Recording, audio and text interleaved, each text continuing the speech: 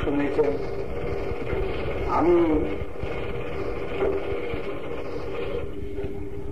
এই ব্যবহারিক জগতের যে একটি কথা আমি আপনাদের কাছে নিয়ে গেলাম।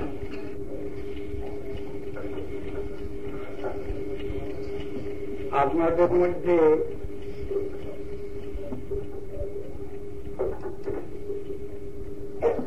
অনেকেই বাস্তবহারা। আমার পূর্ববর্তী মহোদয় বললেন আমরা প্রকৃতির বাস্তবহারা।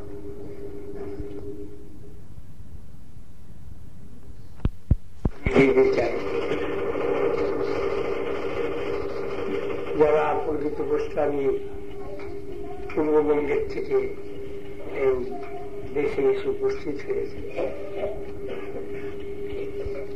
আমি তাদের একটা বিশেষ ধন্যবাদ দিই। যে জিনিসটা আমাদের দেখবার জিনিস, আমাদের অনুভব করবার জিনিস,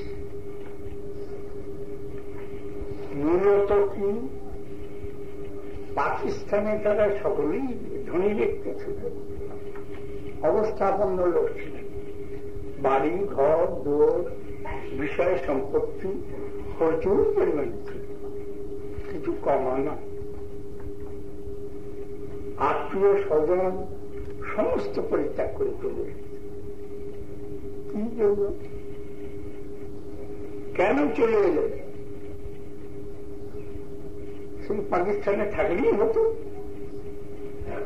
এই দেশে এসে খাওয়া পড়ার কষ্ট, থাকবার কষ্ট, বাসস্থান নাই, খেতে পান না, এইসব জেনে শুনেও সেই বাড়ির সর্বস্ব ত্যাগ করে চলে এসেছে। এমনকি আত্মীয় স্বজন যে কে কোথায় কোন দিকে চলে গেল তার কোন ঠিক ঠিকানা নেই। সমাজ পর্যন্ত পরিত্যাগ করেছেন। যে সমাজে বাস করে এসেছেন সমাজের কেউ নেই এখন। ভিন্ন ভিন্ন জায়গায়, এক গ্রামে 7 জায়গার লোক এসে বাস করেছে। এই যে এসে আপনারা এই দেশে বাস করছেন, এর ভিতরে একটা জিনিস আমি খুব লক্ষ্য করি, আমি সেটা আপনাদের স্মরণ করিয়ে দিই। কেন এসেছেন? সেটি মুসলমান রাজত্ব হয়েছে, আপনাদের ভয় হয়েছে যে মুসলমান রাজত্ব এরা আমাদের আর হিন্দু থাকতে দেবে না। না, মক্কা মদিনার থেকে মোল্লা মোহাম্মদ ভারতে এসে ধর্ম প্রচার করেছে, এক হাতে তরোয়াল আর এক হাতে কোরআন। কোরআন শরীফ মানো তো মানো, তার নাহলে তরোয়াল দিয়ে কেটে দেব, মাথা কেটে দেব। যে ধর্মনীতি এই প্রকার, ধর্ম আমাদের ধর্ম মানো তো মানো, তাহলে মাথা কেটে দেব। আর যদি না বাবা আমার মাথাটা কেটো না, আমার তোমার ধর্ম আমি মেনে নিলাম, আচ্ছা আমিও আল্লাহ আকবার বলছি, এই বললে তো কোনো হাঙ্গামা ছিল না।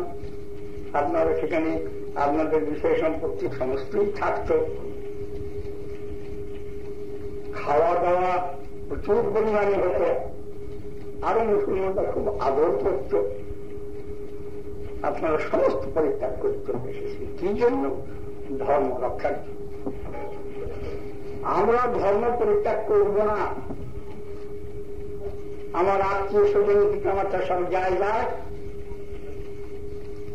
ঘর জোর বাড়ি যায় যায়, বিষয় সমস্ত সম্পত্তি সমস্ত যায়, তথাপি আমি আমার ধর্ম পরিত্যাগ করব। এই যে এত বড় একটা ধর্মের প্রতি নিষ্ঠা, এটা আপনাদের বহু মুখের মধ্যে দেখা যায়। আমি সেটি আপনাদের স্মরণ করে দিই। সেই নিষ্ঠাটা কখনো পরিত্যাগ করবেন। যে ধর্মের জন্য সর্বস্ব হারা হয়েছে, সমস্ত ত্যাগ করে চলে এসেছে। সুখের কোন মাত্র লেশ নিয়ে আসেন, এখানে এসে দুঃখিত পড়েছেন। আপনি আমাদের পূর্ববর্তী বক্তা বামন মহারাজের উদাহরণ, যে ভগবানের সেবার জন্য গুরুকে ত্যাগ, পিতামাতাকে ত্যাগ, ভাই বন্ধুকে ত্যাগ, দেশ গ্রাম ত্যাগ, তার উদাহরণ শাস্ত্রে শুনতে পেলেন। সমস্ত জিনিস ত্যাগ করে ধর্মের জন্য, আমরা ধর্ম ছাড়ব না, ধর্মের জন্য সর্বস্ব হারা হয়ে গেছে, কাজে সেই ধর্মকে আমরা কখনো পরিত্যাগ করব। আপনারা সেই খুব আঁকড়ে ধরে বসে থাকুন, ভগবান রক্ষা করবেন। তিনি আছেন উপরে, তিনি দেখবেন যেটা সর্বস্ব হারা হয়ে এসেছে আমার জন্য, ধর্মকে রক্ষা করবার জন্য, আমি এদের ধর্ম বজায় রাখব। এমনি একটা কথা ইংরেজিতে বলে frying pan to the fire. আমরা মুসলমান রাজত্বের থেকে মুসলমান ধর্ম গ্রহণ করব না এবং প্রতিজ্ঞা করে যথাসর্বস্ব ছেড়ে দিয়ে এখানে চলে এসেছি। আবার এখানে এসে আবার সেই মুসলমানদের পাল্লায় পড়ে যেতে না হয়, আবার সেই বিধর্মীর পাল্লায় পড়ে না যেতে হয়। আমাদের দেশের বর্তমান অবস্থাতে বলছি যে ধর্মের দরকার নাই, কেবল সাবধান থাকো। আর কেউ কেউ বলেন যে সব ধর্মই এক, সব ধর্মই যদি এক হয় তা আমি মুসলমান হলে কবি কি? আমি মুসলমানের রাজত্ব ছেড়ে দিয়ে এলাম কি জন্য? সব ধর্মই তো এক। আমি মুসলমান ধর্মে থেকেই হিন্দু হলেও যা, মুসলমান হলেও চাই। এখন হিন্দু যদি খাওয়া দাওয়া থাকাই হয় তাহলে ভালো মুসলমান হলেই বলে দাও। আমি আসামের এক জায়গায় 4-5 বছর পূর্বে একবার আমাকে নিয়ে গিয়েছিল, সেখানে খ্রিস্টান জায়গাটা প্রধান জায়গা, দিল্লিরা নাকি জায়গাটার নাম। খ্রিস্টানদের প্রধান কেন্দ্র সেখানে রয়েছে, ইয়েতে চার্চের সেখানে আমি একটা বক্তৃতায় বলেছিলাম যে সর্বধর্ম সমান নয়, আমাদের সর্বনাশ করবে। এই কথাটা বললে আমাদের সর্বনাশ ঘটবে কেন? এই ইতিহাসটি আপনাদের আমি বলি। ইয়েতে এই স্বামী বিবেকানন্দ যখন আমেরিকায় গিয়েছিলেন, সেখান থেকে ফিরে এসে তিনি আমাদের ভারতবর্ষে সর্বধর্ম সমন্বয় ওই মন্ত্র প্রচার করলেন। আমাদের একটি দুর্ঘটনা, আমার সন্ন্যাসের পূর্ব আশ্রমের কথা বলেছি। সেই সময় হাইকোর্টের একটি ব্যারিস্টার, বারো তার নাম ছিল, সার ব্যারিস্টার, সেই লোকটি পাদ্রী, খ্রিস্টানদের পাদ্রী, কলকাতার চার্চের ঠিক অপোজিট ইয়েতে তার কোয়ার্টার ছিল। আমরা শুধু একটা ক্রিমিনাল কেসে তাকে এনগেজ করবো বলে আমি গিয়েছিলাম। তা আমার গলায় মালা টালা দেখে মনে করলে এই ধর্মের প্রতিষ্ঠানের লোক। তখন ও তার ধর্মের কথা আরম্ভ করেছে। কোনো কেউ বলছে, আমি তখন ওকে বললাম যে তোমরা তো আমাদের দেশে খুব খ্রিস্টান করেছ, অনেক তোমাদের সব খ্রিস্টান, তা ওকে আমি টাকা দিয়ে এনগেজ করে নিয়ে আসছি, ওর মনটাকে একটু সন্তুষ্ট করতে জানালে আমার বক্তৃতাটা ভালো হবে না। এইভাবে মনস্তুষ্ট করে দিয়ে একটু কথা বললাম। ও তখন মন খোলসা করে বলছে, 12 সাল এই আমাদের দেশ স্বাধীন হওয়ার পর এখান থেকে ইন্ডিয়ার থেকে চলে যান। সেই ও রেলওয়ে ডিপার্টমেন্টের এনগেজ দেওয়া হয়েছিল, খুব বড় ব্যারিস্টার। তো সে বললে যে দেখো আমরা যে আমাদের খ্রিস্টান ধর্ম প্রচার করেছি, আমার এখানে স্ট্যাটিস্টিক্স আছে, আমি নিজে আদেশ সাহেব, আমি তোমাকে খাতা দিয়ে দেখাতে পারি। তোমাদের ভারতীয় হিন্দুরা এত কনজারভেটিভ, কোনো কথা শুনতে চায় না তাদের ধর্মের বিরুদ্ধ। ধর্মের বিরুদ্ধ কথা কিছুই তারা শুনতে চায় না। তো ভালো কথা, যেমন আপনারা পাকিস্তান থেকে ধর্মের বিরুদ্ধে কথা শুনতে হবে, সব সবাই নিয়ে সমস্ত ত্যাগ করে চলে এসেছে। তো ওই যে কিন্তু আমরা একটা সুবিধা পেয়েছি, তোমাদের একজন সন্ন্যাসী বলতে যে খ্রিস্টান যা হিন্দু তাই, ওই সব ধর্ম সব এক। আমরা ওই বীজ মন্ত্রটা পেয়ে আমরা সমস্ত ভারতের সর্বোচ্চ প্রচার করতে লাগলাম যে দেখো, খ্রিস্টান হলেও যা হবে তোমরা হিন্দু হলেও চাও, হিন্দু মরে গেলে যা হবে খ্রিস্টান মরে গেলেও তাই যাবে। তার জন্য তোমরা চিন্তা হচ্ছে কেন, তোমরা সব খ্রিস্টান হয়ে যাও। কেন? বড় বড় চাকরি পাবে, বড় বড় খেতে পাবে, বড় বড় ইয়ে হবে, তোমাদের কোনো অসুবিধা নাই। তখন নিজের রাজা, আমার রাজার প্রসন্নতা লাভ করতে পারলে আমাদের ভারী সুবিধা হবে। এই নিয়ে তোমাদের সন্ন্যাসী একজন বলছে যে হিন্দু ধর্ম বা খ্রিস্টান ধর্ম তাই কিচ্ছু তফাৎ নেই, মরে গেলে সবই এক হবে, আগে বেঁচে থাকতেও সবাই সব হবে। এই বলে ওই মন্ত্রকে আমরা ভারতবর্ষে রাইটাল খ্রিস্টান করতে হবে, এক ঘর থেকে সব খ্রিস্টান করতে। তারপরে ওই দিনে সবাই একজন প্রশ্ন করবে, বলে সব খ্রিস্টান হল কেন? মুসলমানরা তো তার আগের থেকেই এখানে আছে আমাদের ভারতবর্ষে, মুসলমান হল না কেন? তারা তো মুসলমান হলেই পারত। তখন আমি সেই সবার মধ্যে দাঁড়িয়ে বক্তৃতা দিলাম যে তার মধ্যে মুসলমান হলে একটু অসুবিধা আছে, আর খ্রিস্টান হলে একটু সুবিধা আছে। খ্রিস্টান হলে সুবিধা কি? গরুও খেতে পাবো, শুয়ারও খেতে পাবো। মুসলমান হলে শুয়ার বাদ যাবে, শুধু গরু খেতে পারবো। এই জন্য লোক মুসলমান না হয়ে খ্রিস্টান হলো, শুয়ারও খাবো, গরুও খাবো, খ্রিস্টানও হবো আর হিন্দুও খাবো, বা সব সমান আগে খাবো। এই বিচারের থেকে আমাদের দেশটায় খ্রিস্টানের মাত্রা অতিরিক্ত মাত্রায় হয়ে পড়ছে।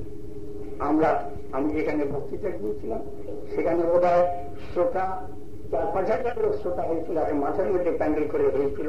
তার মধ্যে 12 আনা লোক খ্রিস্টান, খ্রিস্টানের রাজত্ব সেখানে 12 আনা লোক খ্রিস্টান। আমরা ওই হলো কারণ।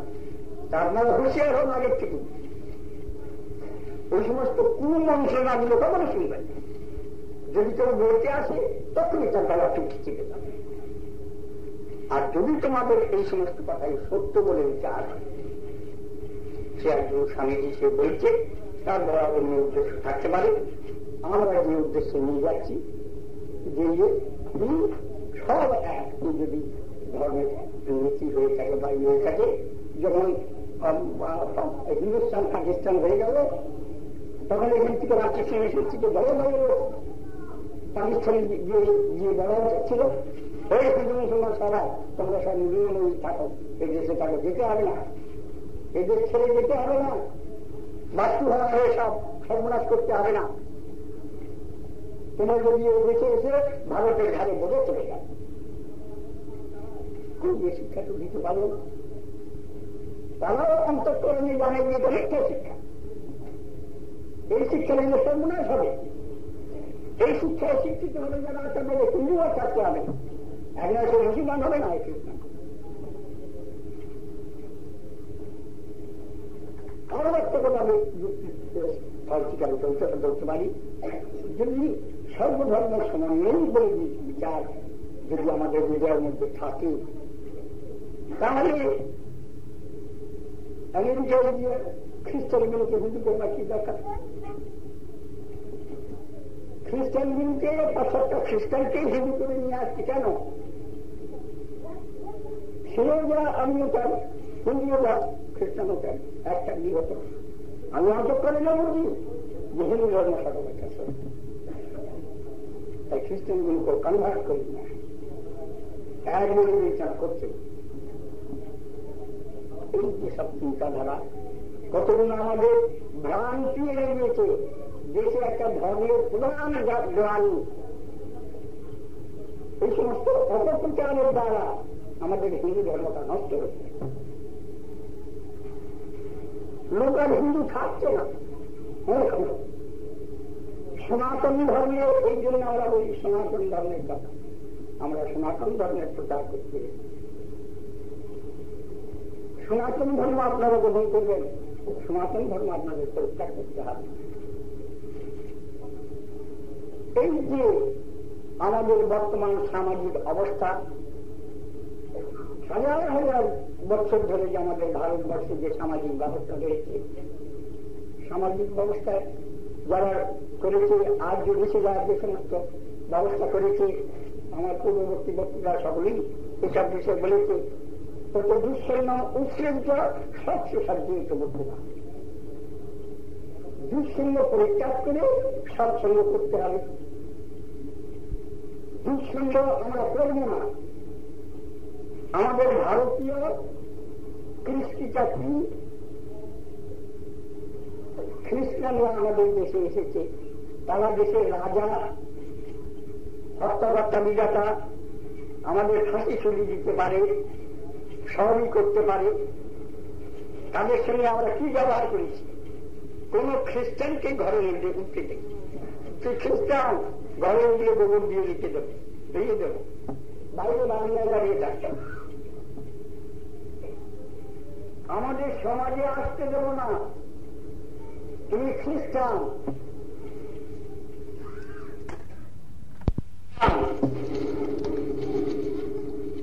হিন্দু নাও।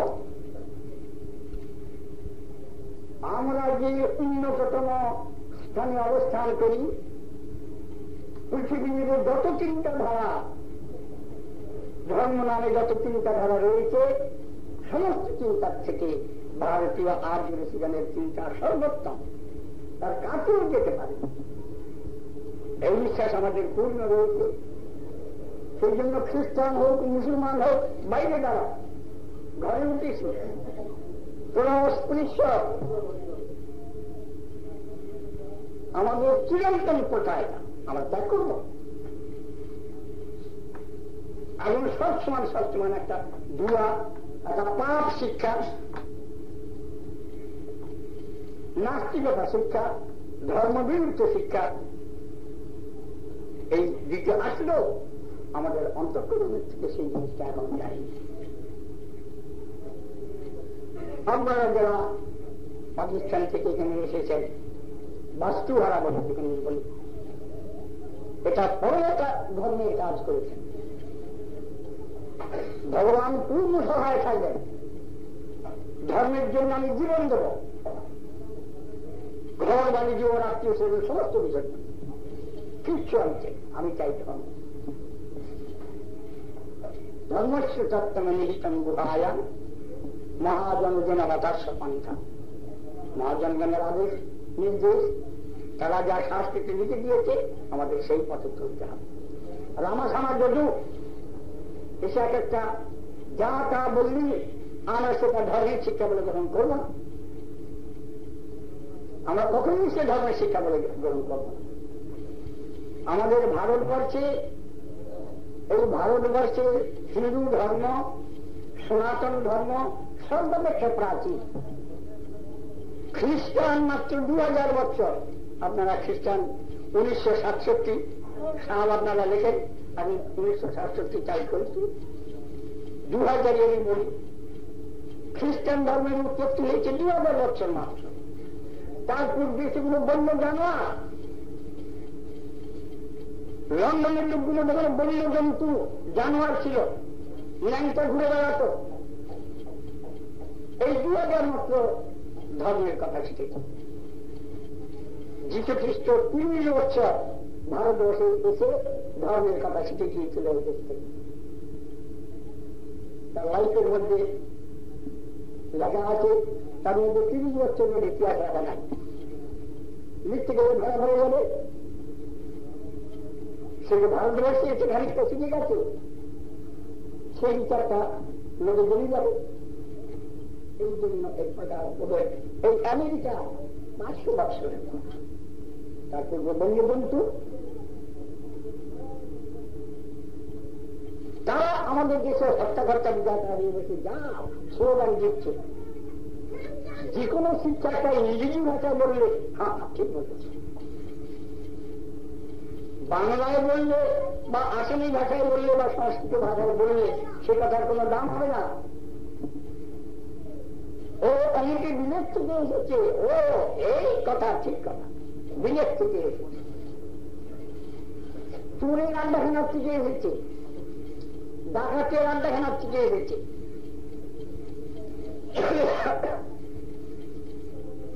এই শিক্ষা আমাদের শিক্ষা, আমাদের চিরন্তন প্রচার চলে আসে খ্রিস্টান মুসলমানকে ঘরে উঠতে দেব না। কেন? তারা অসচ্ছন্দ। কিসে অসচ্ছন্দ? কেন তাদের অসচ্ছন্দ বলা হচ্ছে? তারা ভগবানের রূপ স্বীকার করে না। ওরা বলে ভগবান নিরাকার, ভগবানের কোন আকার নাই। খ্রিস্টানরা বলে ভগবানের কোন আকার নাই, মুসলমানরা বলে ভগবানের কোন আকার নাই। আমরা তাদের বলি কি, যারা ভগবানের আকার নাই বলে তারা অস্পৃশ্য জাতি, উঠোনে দাঁড়িয়ে থাক। বাংলায় উঠেছি, বাংলায় উঠে আমার গৌরব খরচ করছে।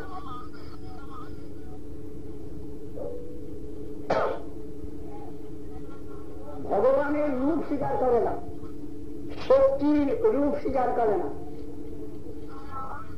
ভগবানের শক্তির কোন আকার নাই, ভগবানের কোন আকার নাই, অর্থাৎ ভগবান নাই। আমরা কেউ যদি বলি আরে ওর বাবা কে জানিস না, ওর বাবা নিরাকার, বাবা যদি নিরাকার বলি তাহলে বুঝতে হয় যে বাবা ঠিক নাই, ওর বাবা ঠিক নাই, মা নিরাকার, ওটার মায়ের ঠিক নাই। কিন্তু হিন্দু সনাতন ধর্মে ঠিক আছে, ইনি স্বয়ং ভগবান, তারই কৃপায় অনুগ্রহেতে আমরা দেশে বাস করছি। আপনারা যেমন এই পূর্বে বক্তৃতা অনেক সময় রয়েছে যে ধর্ম জীবন যাপন করতে গিয়ে আমরা আচার বিচার ছেড়ে দিয়েছি। ছেড়ে দিয়েছি কেন? ওই সব সময় সব এক, এই কতগুলো যৌক্তিকতা, নাস্তিকবাদ, হিন্দু বিরোধী, শাস্ত্র বিরোধী কথা শুনে শুনে আমরা ধর্মের বিচারটা একেবারে ছেড়ে দিয়েছি। কিন্তু আমরা প্রত্যেক পদে পদে বিচার না করে চলি না। বেগুন কিনতে যাবো, সেটাও দেখবো যে পোকা না হয়, কলা কিনতে যাবো সেটা খারাপ না হয়, রাস্তা দিয়ে হেঁটে যাবো, বাদিক দিয়ে যাবো, তাহলে মোটর চাপা করবো, হাঁটবার সময় ডান পা আগে ফেলে চলবো, পেচ্ছাপ করবার সময় জল নিয়ে যাবো। প্রত্যেক কথায় কথায় কাজে কাজে চলতে চলতে আমরা বিচার করে থাকি। চাল সিদ্ধ করবো, ভালো সিদ্ধ হয়েছে কিনা দেখি, প্রত্যেক পদে আমরা বিচার করে চলি। আমরা রাস্তা দিয়ে হাঁটবো, যখন চিন্তা করবো মনের মধ্যে একটা বিচার, মারা না পড়ি, বিপদে না পড়ি। ট্রেনে উঠতে যাবো, সেখানেও আমরা বিচার করে। বিচার ভগবান আমাদেরকে বিচার করতে দিয়েছে। গীতা বলেছে মনস্থান ইন্দ্রিয়ানি প্রকৃতি সংকষ্ট। এই যে মন ভেতরে আছে সে ষষ্ঠ ইন্দ্রিয়। মন, বুদ্ধি, অহংকার, চিত্ত, এই চারটে জিনিস আমাদের ভেতরে রয়েছে। মন কোন জিনিস দেখে বুদ্ধির কাছে যায়, বুদ্ধির বিচার করে বলো এটা কি। রাস্তা দিয়ে দুটো জানোয়ার যাচ্ছে, একটাকে দেখে বলছি যে এটা গাধা, আর একটাকে দেখে বলছি যে না এটা ঘোড়ার বাচ্চা। কেউ বিচার করি মনের মধ্যে এটা ঘোড়ার বাচ্চা না গাধা। এই বিচার আমাদের প্রত্যেক পদে পদে লেগে আছে। কেবল ধর্মের বেলা আমরা নাস্তিক্যবাদের মধ্যে পৌঁছে যাচ্ছি, ও বেলার বিচার কিছু করবো না, যে যা বলে তাই। যে সমস্ত আসরিক শিক্ষা, নাস্তিক্য শিক্ষা, ঈশ্বর বিরোধী শিক্ষা, এই শিক্ষার দ্বারা আপনারা কখনো প্রভাবিত হবেন। বিচার করবেন, আমি যে সমস্ত কথাগুলো বলছি আমাকেও আপনারা ছেড়ে দেবেন। বিচার করবেন আমার কথাগুলো ঠিক কিনা, এ কথাগুলো শোনা উচিত কিনা। গীতা আপনারা সকলেই মানেন, শ্রীমদ ভাগবত আপনারা সকলেই মানেন। গীতার মধ্যে এই কথাগুলো পরিষ্কার বলা আছে, সব এক নয়। গীতার মধ্যে একথাও বলা আছে, স্বধর্মে নিধনং সের পরধর্ম ভয়াবহ। আমাদের হিন্দু ধর্ম স্বধর্ম, হ্যাঁ, এই হিন্দু ধর্মের থেকে যদি মরেও যায়, এই গীতার আদর্শ বাস্তুহারা পাকিস্তানের লোকের মধ্যে আমি এটা দেখতে পাই। স্বধর্মে নিধনং ছিল, সমস্ত বৃত্ত সম্পত্তি, ঘর জোর রাজ্য সমস্ত পরিত্যাগ করে তারা চলে এসেছে। এই আদর্শ আমাদের গ্রহণ করা উচিত। এমনকি আমরা ত্যাগী সন্ন্যাসীদের মধ্যে সমস্ত দেখতে পাই। এরকম ত্যাগ শিকার ত্যাগীদের মধ্যে আমরা দেখতে পাই। বাস্তুহারা যারা যতটা ত্যাগ স্বীকার করেছে, তারা গীতার শিক্ষা বর্ণে বর্ণে স্বীকার করে নিয়েছে। কি নিয়েছে? পরধর্ম ভয়াবহ, স্বধর্মে নিধনং সের। মুসলমান খ্রিস্টানের ধর্ম আমরা নেব না, আমরা তো ভারত থেকে খ্রিস্টানগুলোকে বিদায় দিয়ে দিচ্ছি, মুসলমানগুলোকে তফাৎ করে দিয়েছে, যা তোদের দেশটা। আবার সেগুলোকে দেখে নিয়ে এসে তার বর্তন করা কি সার্থকতা? পরধর্ম ভয়াবহ, পরের ধর্ম নিতে গেলে সেটা ভয় এসে উপস্থিত হবে।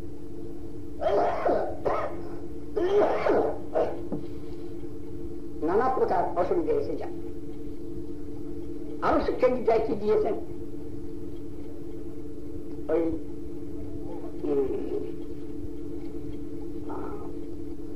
পিতৃজাতি পিতৃবোধা আগেরটা হ্যাঁ, জানতি দেবব্রতা দেবান পিতৃনি জানতি পিতৃবোধা ভূতানি জানতি ভূতেজ্জা মানে জানতি মজ্জা আছে। গীতা পরিষ্কার করে বলে দিয়েছে। গীতায় পরিষ্কার করলে সর্বধর্ম সমন্বয় কি বলেননি? গীতা দেখুন না, কৃষ্ণ স্বয়ং বলেছেন। এই শ্লোকের বক্তা হল কৃষ্ণ স্বয়ং। বেদব্যাস সেটি লিখে রেখেছে। এই যেমন রেডিও টেপ রেকর্ড দেখছেন, আমি কথাগুলো বলছি, টেপ রেকর্ডে রেকর্ড হয়ে যাচ্ছে। কৃষ্ণ অর্জুনকে শিক্ষা দিচ্ছে, টেপ রেকর্ডে সেটি রেকর্ডেড হয়ে যাচ্ছে। বেদব্যাস সেগুলো লিখে টুকু নিয়ে গীতা আকারে আমাদের কাছে হাজির করে দিয়েছে। কৃষ্ণের স্বয়ং কথা।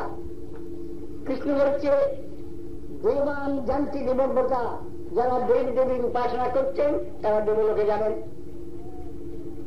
পিতৃন জানতি পিতৃব্রতা, যারা পিতা মাতার সেবা করছে তারা পিতৃলোকে যাবে। কেন তাদের দেবলোকে যেতে বাধা কি? সবই তো এক।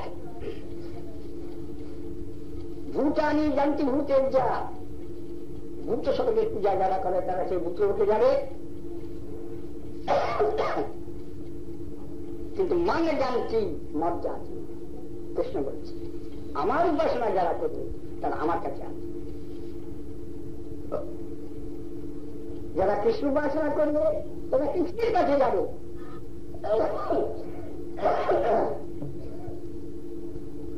তারা অন্য কোথাও যাবে না। আমি তাদের নিয়ে নেব। আমার ওখানে কি জগৎবা না নিবর্তনকে মধ্যাম প্রপথনমন্য। আমার ধামে যদি তোমরা আসতে পারো তাহলে আর পতন সম্ভাবনা নেই, কখনো পতিত হতে হবে। আমি তোমাদের থেকে রক্ষা। শ্রীমদ ভাগবতে দ্বাদশখণ্ডে ওই সমস্ত বহু প্রমাণ আছে। শাস্ত্রবিহিত কথা আপনারা শুনলেন, যে যাই বলুক তার সঙ্গে শাস্ত্র প্রমাণ না দিতে পারলে সে কথা আপনারা গ্রহণ করবেন না।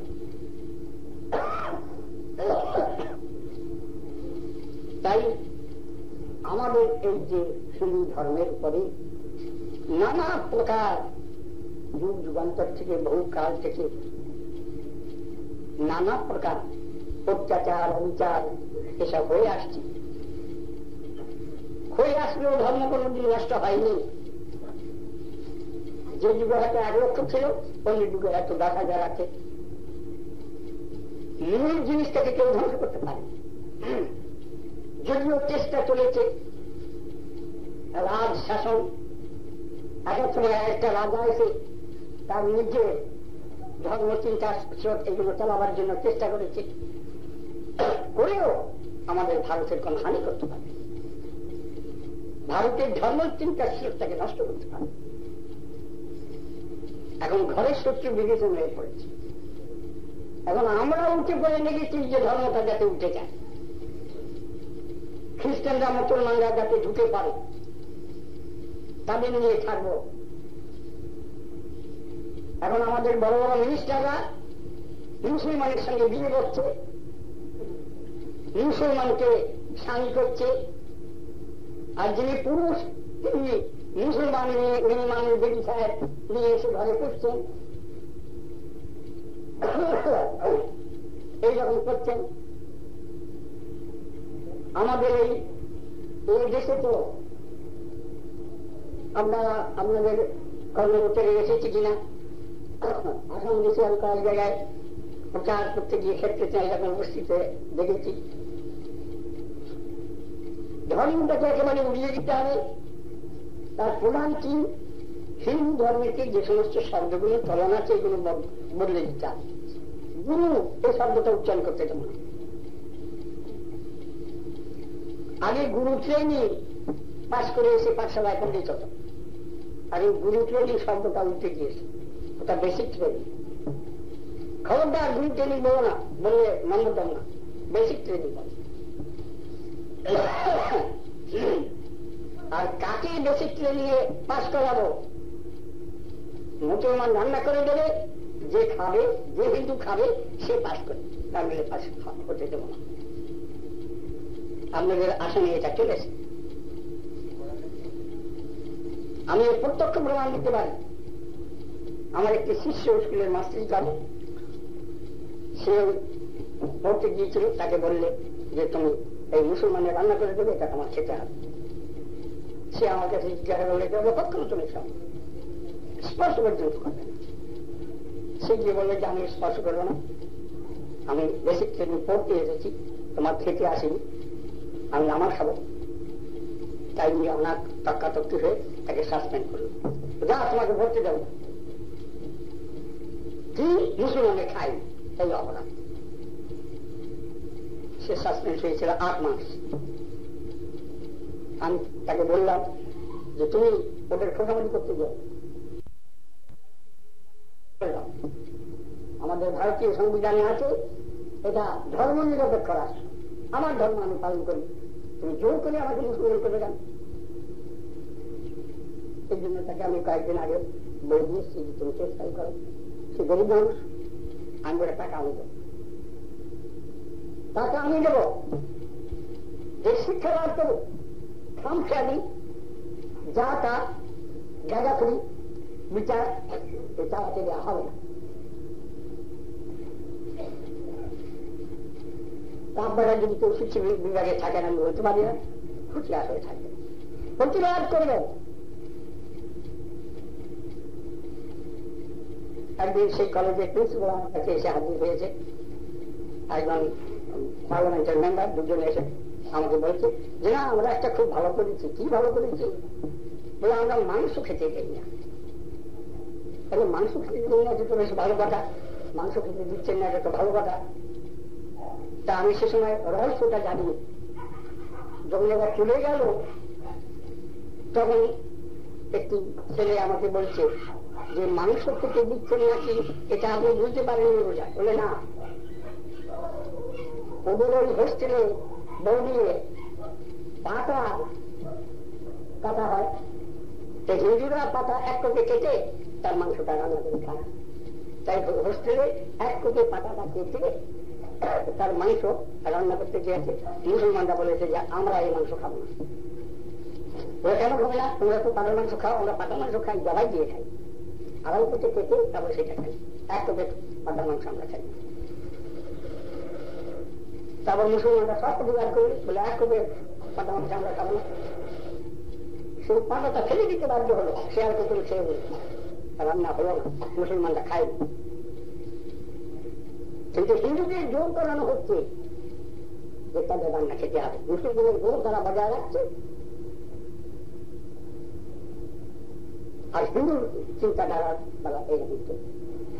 আপনারা সাবধান হবেন, যে ধর্ম পরিত্যাগ করেছে, যে ধর্ম গ্রহণ করেন, এই ধর্মের জন্য সর্বোচ্চ পরিত্যাগ করে এসেছে, সে বিষয়ে সাবধান হবে। ভগবান রক্ষা করবেন, ঈশ্বর রক্ষাকর্তা, পৃথিবীকে রক্ষা করতে, রাজা আমাদেরকে রক্ষা করতে পারবেন, সমাজ আমাদেরকে রক্ষা করতে পারে না। ভগবান যদি রক্ষা করেন তো পৃথিবীকে রাখে কৃষ্ণ মারিতে, এই চিন্তা আপনাদের সর্বকালী রয়েছে যেন থাকে। আপনারা ধর্ম গ্রহণ করবার সময় খুব বিবেচনা করবেন, খুব চিন্তা করবেন, করে আপনার ধর্মের মধ্যে অগ্রসর হন। ভগবান আপনাদের সকলেই মঙ্গল করবেন। আমরা আপনাদের কাছে বর্তমান অবস্থা, সামাজিক অবস্থা আপনাদের কাছে জানাতে এসেছি। তাছাড়া আরো একটি কথা হচ্ছে, আমাদের ভারতবর্ষে আমরা যে হিন্দু শব্দটা বলি, এই হিন্দু শব্দটা বৈদিক শব্দ না। আমাদের বেদের ভাষা হল সংস্কৃত ভাষা, দেব ভাষা, যে ভাষা সংস্কার লাভ করেছে। সংস্কৃত ভাষার মধ্যে এই হিন্দু শব্দ খুঁজে পাওয়া যায়। সংস্কৃত ভাষা মাত্রই ধাতু প্রত্যয় নিষ্পন্ন শব্দ, তাতে ধাতু প্রত্যয় আদি সমস্ত আছে। কিন্তু হিন্দু এটা পারস্য দেশীয় শব্দ, আমাদের ভারতীয় শব্দ নয়। মুসলমানরা প্রাচীনকালে সেই সিন্ধু নদের নিকটবর্তী এসে উপস্থিত হয়েছিল। সেই সিন্ধু নদের তীরে যে সমস্ত হিন্দুরা বাস করছিল, সিন্ধু তীরবাসী, সেই মুসলমানরা তাদের হিন্দু হিন্দু বলে ডাকে। সেই থেকে হিন্দু আমাদের সংজ্ঞা হয়ে গেছে। এটা মুসলমানের সংজ্ঞা, আমাদের হিন্দু সংজ্ঞা না। হিন্দুর সংজ্ঞা হলো সনাতন, আমরা সনাতনী, আমরা সনাতন ধর্মের লোক। হিন্দু বললে মুসলমানের ভাষা ব্যবহার করা হোক, যদি এটা বহুকাল হাজার হাজার বছর ধরে চলে আসছে, আমরা সেই জন্য হিন্দু বলে ব্যবহার করি। তাও আজকালকার দিনে দলিলপত্র যারা হিন্দু বলে লেখা চলবে না, ভারতীয়। তুমি কি জাতি?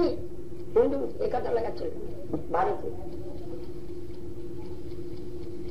যখন ইংরেজরা ছিল তখন আমাদের হিন্দুর কথা বলা হতো না। আপনারা যারা একটু বয়স্ক লোক আছে তারা জানেন, যখন ভোটার্স লিস্ট ব্রিটিশের আমলে তৈরি হয়েছিল, তাতে হিন্দুদের বলা হতো অমুসলমান জাতি। আমরা অমুসলমান জাতি ছিলাম, হিন্দু না। আমাদের দুর্দশাটা চিন্তা করে দেখুন,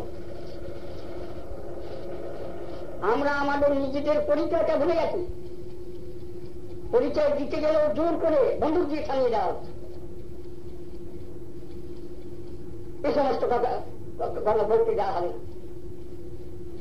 এই যে সমস্ত শিক্ষা, এগুলো সর্বদা চিন্তা করবেন, বিষয়কে ভাববেন, চিন্তা করতে হবে, আমাদের সাবধান হতে হবে। ভারতীয় ধর্ম আর্য ঋষিগণের শিক্ষা ধ্বংস হবে। 1 লক্ষের মধ্যে একটা লোক যদি গ্রহণ করে তাহলে ওটার মূল্য আছে, সেই জিনিসটা চিরকাল থাকবে। তা আমি সেই জন্য আপনাদের অনুরোধ করি, আপনারা সকলেই ধর্মজীবন যাপন করবেন, নির্ধর্ম খেয়ে থাকবেন না, ধর্মশূন্য জীবন যাপন করবেন না। ধর্মশূন্য জীবন পশুর জীবন, পশুগুলোর কোনো ধর্ম নাই, কুকুর বিড়াল ঘোড়া গাধায় কোনো ধর্ম নাই, মানুষের ধর্ম আছে। মানুষ ভগবানের উপাসনা করতে পারে, ভগবানের চিন্তা করতে পারে, আহার শুদ্ধি, বিহার শুদ্ধি, সমস্ত আছে।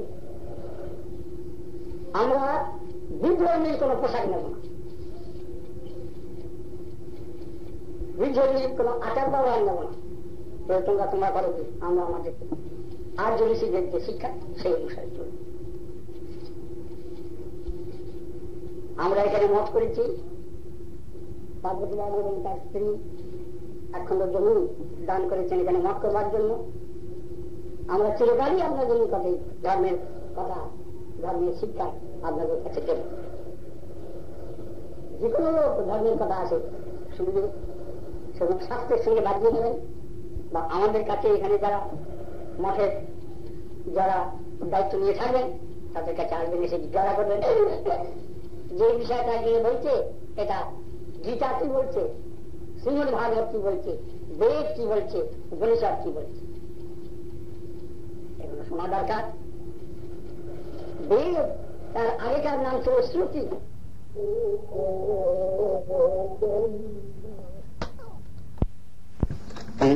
সাধারণভাবে শ্রীল আচার্য দেবের ভাষণ বিবৃত হয়েছে।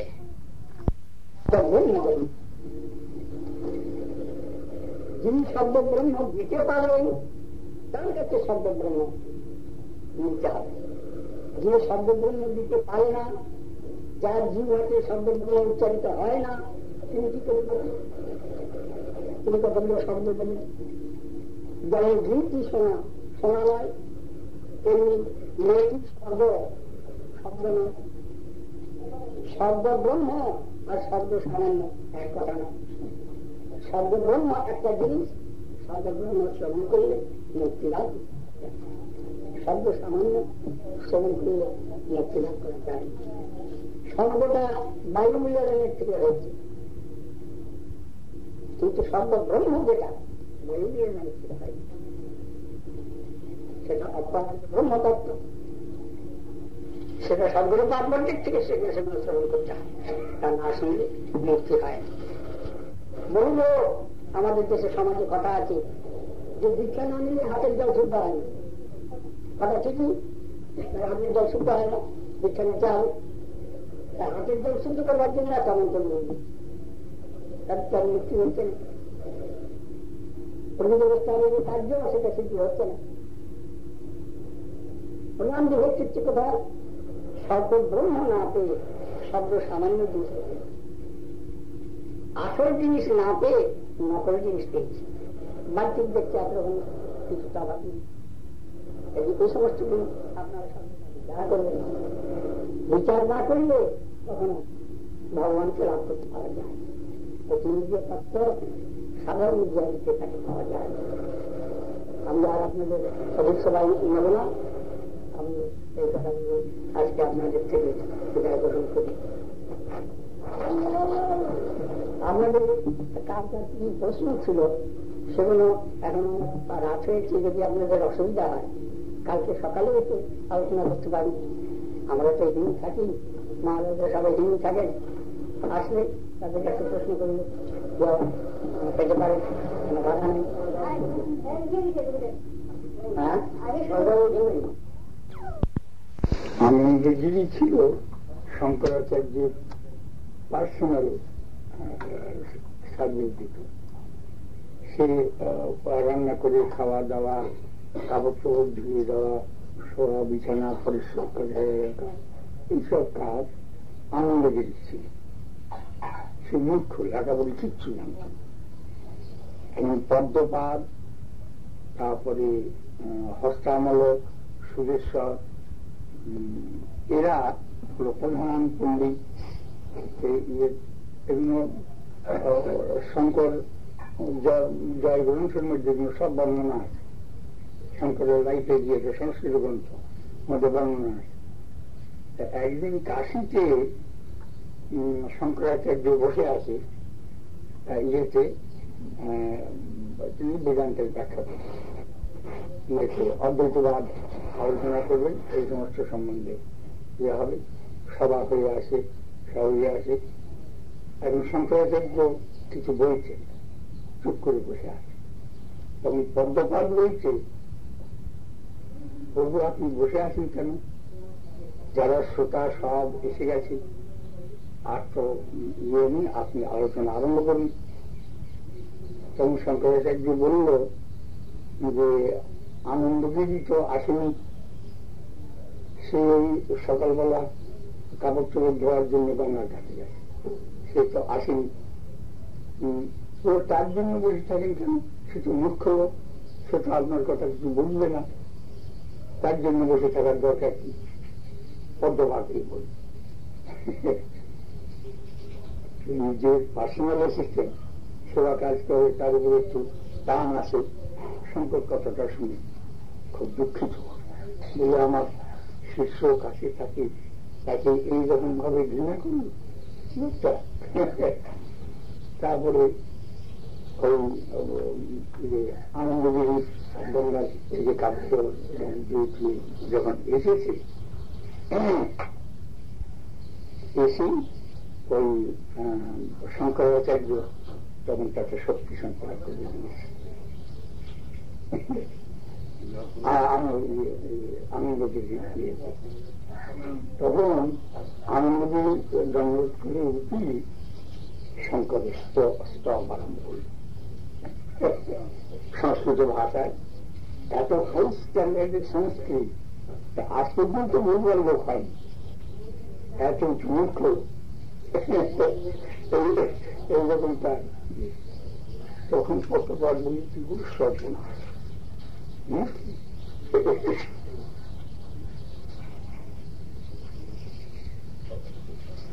তখন সেই আনন্দগিরির স্তব শুনে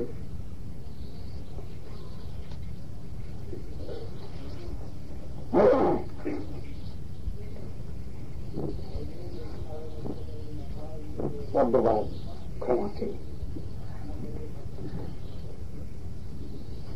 সেই আনন্দগিরি অদ্বৈতবাদ ব্যাখ্যা করতে তার গ্রন্থ লিখেছে এবং শঙ্করাচার্যের জীবনী লিখেছে। ও আগেকার গ্রন্থখানা শঙ্কর বিজয়, আনন্দগিরির গ্রন্থখানার নাম শঙ্কর জয়। এই দুটো শঙ্কর জয় অতি কঠিন গ্রন্থ, আজকাল আর ছাপা পাওয়া যায় না। কয়েক বছর আগে আমি গ্রন্থটা পেয়েছিলাম, আমি আলোচনা করেছি। সেই তার থেকে আমি কত মনে কোটেশন শঙ্কর জয় গ্রন্থ থেকে। হ্যাঁ, শঙ্কর বিজয় পাল্লাটা হ্যাঁ